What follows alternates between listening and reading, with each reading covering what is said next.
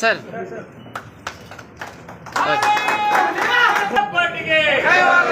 ಸನ್ಮಾನ್ಯ ಶ್ರೀ ವೀರಣ್ಣ ಚರಂಡಿಯವರಿಗೆ ಸನ್ಮಾನ್ಯ ಶ್ರೀ ಯಡಿಯೂರಪ್ಪ ಅವರಿಗೆ ನೋಡಿ ಸರ್ ಇಲ್ಲಿ ಸರ್